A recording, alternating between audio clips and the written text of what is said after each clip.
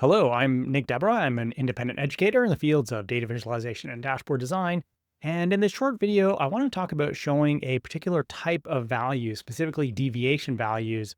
And so if we look at the chart that I'm showing right now on the screen, what we're looking at is the net change in our subscribers versus the previous month. And so I guess we're like a software as a service or something. We have subscribers. And what the values in this chart are the change from one month to the next. And so at first glance, though, this basically looks like our subscriber count is going down, but that's not really what's happening. If you pay attention here, you can see that, okay, for example, in February, what this means is that our subscriber count actually increased by 2,200. It wasn't 2,200, it increased by 2,200. And yet I've seen a lot of people kind of misinterpret a chart like this. Because if we were to actually look at our actual subscriber count, well, that looks like this, right? Our subscribers were actually increasing during this entire time period. That's certainly not what the original chart seemed to suggest. And so is there a way where we can perhaps decrease the risk that people will misinterpret a chart like this? Well, one thing we could do is switch to bars. And certainly in my experience, the risk is a little lower that they're going to misinterpret it. And they will understand that what we are showing are deviation values, not the actual kind of raw values, not the raw number of subscribers. So this does reduce the risk, but it doesn't necessarily entirely eliminate it. You know, some people might still look at a chart like this and think that our subscriber count is actually going down when it isn't.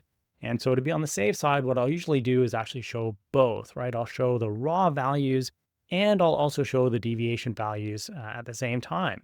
So raw values as a line chart, which kind of makes sense, and deviation values as bars. Now, you're probably noticing that it's a little tricky to, for example, like line up each value in this chart with the value in this chart, right? The point on the line with the bars below. And so this might be one of those rare cases where a sort of a combo chart with a dual axis might actually be warranted.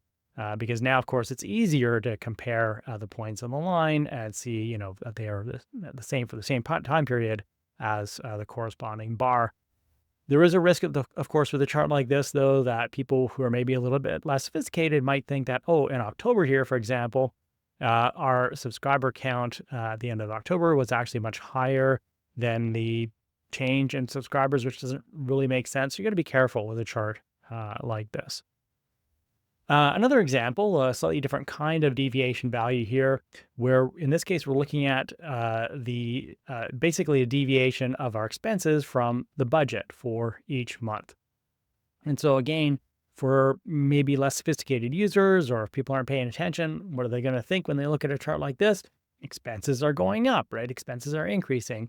But if we actually look at our raw expense and budget numbers, you can see that actually no, expenses were declining the whole time. It's just that the deviation of expenses from budget was increasing. How can we reduce the risk of misinterpretation? Well, as we did before, we can show both, right? So show the raw values. So these are expenses. I can see that they are declining during this time, and then show the deviations alongside, in this case, as bars. And we can say that, oh yeah, actually the deviations were increasing during this time, even though expenses themselves were decreasing. Now, because in this case, our deviation values are actually quite large, we don't necessarily actually have to put them on a separate chart. We could actually combine them into a single chart, right? And put them on the same scale. And so this is no longer, kind of a two chart scale. It's just a single chart scale, which makes it a little bit easier to read. This is, of course, only possible, like I said, when the deviation values happen to be relatively large relative to kind of the raw values. Sometimes it's the case, sometimes it's not. But if it is, a little bit simpler for users to actually put everything on the same scale. If you want more tips like this, I typically do a couple of public online workshops during the year. If you happen to be watching this video before February, that is when my next public workshop will be, February 4th to 7th. Early bird discount prices end on January 15th that include copies of my best-selling Practical Charts and More Practical Charts books. If you want information about this workshop or any of my upcoming workshops in the future, my website, practicalreporting.com. And thanks very much for watching.